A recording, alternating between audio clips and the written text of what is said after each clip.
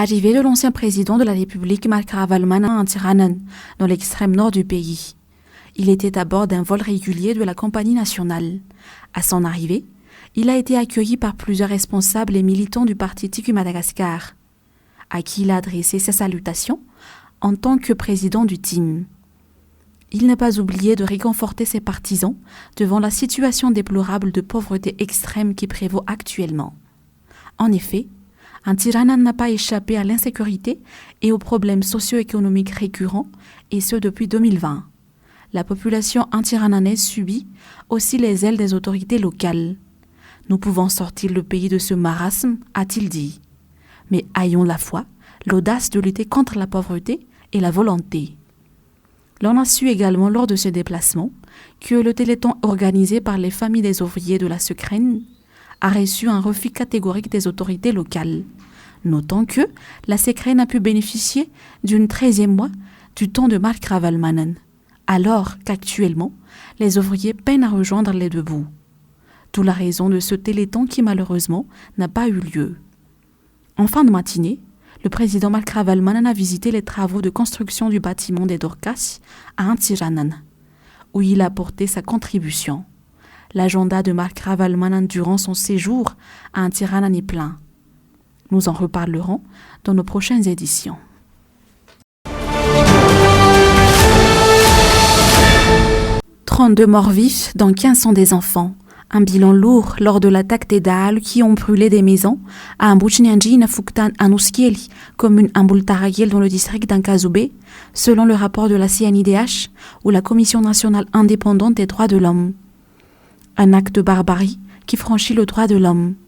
Traumatisés de cet acte, les villageois sont en fuite. Une raison qui a poussé la commission de se rendre sur place pour enquêter. La CNIDH confirme que plusieurs raisons sont la cause des actes comme celui-ci dans tout le pays. L'éloignement des forces de l'ordre, un fléau irréfutable qui a coûté la vie de plusieurs personnes. Ces enquêtes sont diligentées pour ensuite définir une stratégie afin que de tels actes ne se répètent plus. Par ailleurs, dans la commune d'Etchouchk, district de Farafangan ce jeudi, 3 foyers sont victimes de mêmes actes. Plusieurs ont été signalés blessés après une attaque perpétrée par les Daal. Pour le moment, aucune aide sociale de la part du gouvernement n'est à signaler. Notons que ces actes de barbarie ont fait le buzz dans le monde entier. Une preuve d'irresponsabilité de l'État envers la protection et au soutien de ses compatriotes.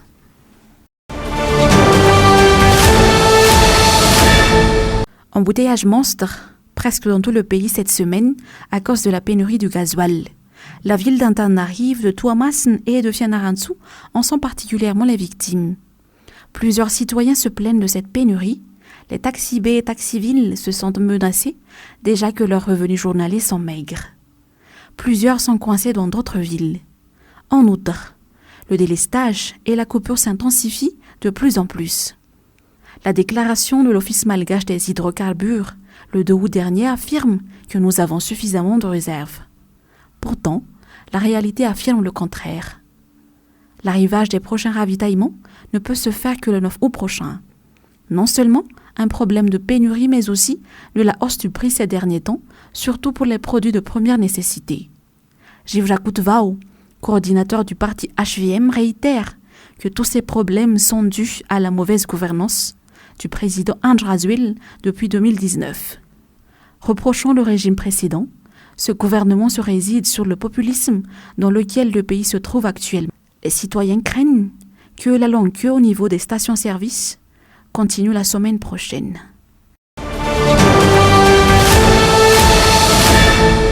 La Cour d'appel de Fianarantsoa a confirmé le verdict du tribunal pénal de Mananzar, qui avait condamné Janur Ndiamanan et a prononcé à son encontre une peine de 2 ans de prison avec sursis.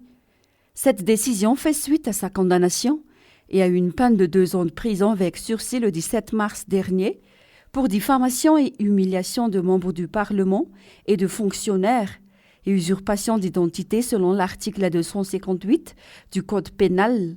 Ndiamanan a été condamné pour avoir exercé son droit à la liberté d'expression lorsqu'il a dénoncé la mauvaise gestion et le détournement présumé de l'aide humanitaire par plusieurs autorités dans le district de Nusvark, dans l'est de Madagascar. Cette condamnation intervient malgré les nombreux appels lancés par la société civile et les groupes de défense de droits humains en vue d'annuler le verdict initial. En l'espèce, il s'agit d'une parodie de justice puisque cette condamnation viole les droits humains de M. Randiamanan à la liberté d'expression et d'information.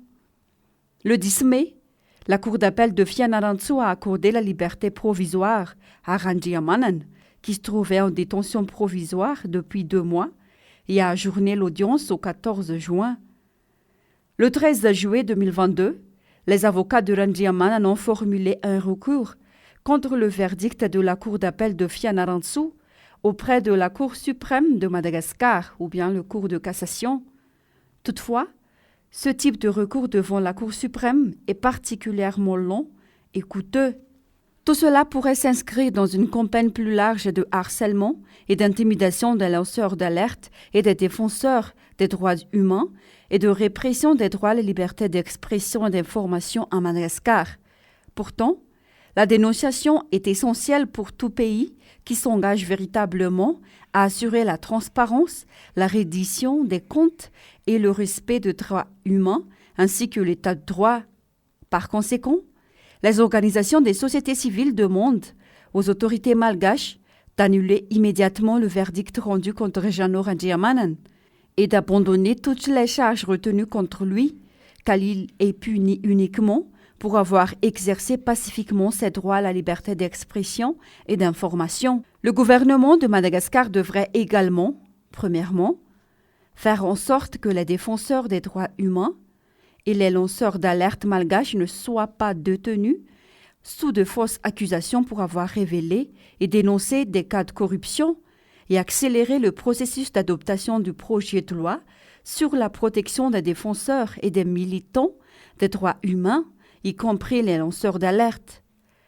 Deuxièmement, prendre les mesures nécessaires pour mettre fin aux intimidations, aux harcèlements et aux attaques dont sont victimes les lanceurs d'alerte, les défenseurs et militants des droits humains, et reconnaître que le droit à la liberté d'expression des lanceurs d'alerte inclut le droit de révéler et de dénoncer les cas de corruption, de fournir des éléments de preuve et d'informer le grand public.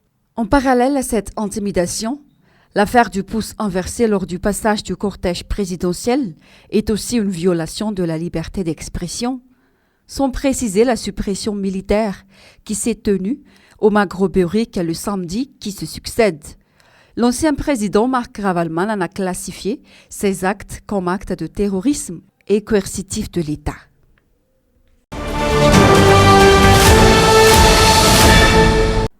La population d'Itos a exprimé son ras-le-bol face au délestage intempestif de la Jirama. Plusieurs centaines de personnes sont descendues dans la rue cet après-midi, incendiant des pneus, et elles ont bloqué pendant plusieurs minutes la circulation. Leur demande est simple, que la Jirama prenne sa responsabilité. Nous en avons marre de longues coupures de l'électricité qui nuit nos activités quotidiennes. Nous en avons marre que nos ustensiles électroménagers sont victimes des coupures.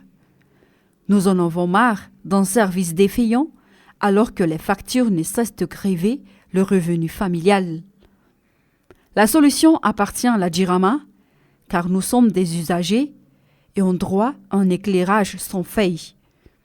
Notons que la Jirama était toujours défaillant dans ses prestations, même si l'État a promis des années le retour à la normale. Le résultat est tout contraire, un délestage de plus en plus lent.